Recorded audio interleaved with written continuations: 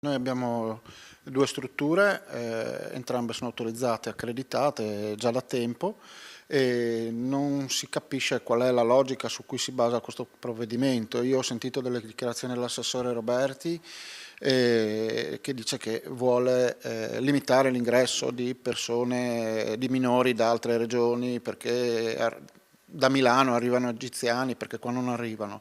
La Regione ha deciso di intervenire fissando criteri precisi riguardo il reale fabbisogno di queste strutture. Sostanzialmente non sarà permesso più che minori stranieri non accompagnati di competenza di altre regioni arrivino in Friuli Venezia Giulia. Giovani che hanno creato i maggiori problemi di ordine pubblico.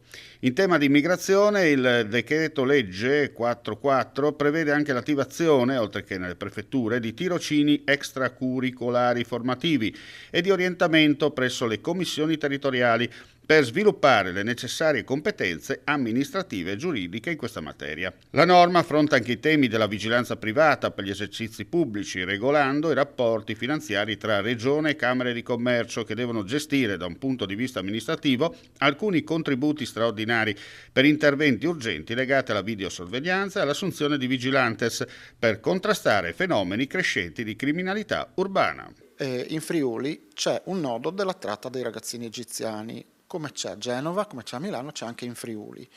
Però nessuno si è mosso, non si sono mosse le autorità competenti, non si è mosso nessuno. Tratta cosa vuol dire? Che c'è un nodo di passer che operano qua e difatti i ragazzi che arrivano tutti dalla stessa città dell'Egitto, e dalle stesse periferie. Evidentemente c'è qualcuno che li attrae, di sicuro non siamo noi.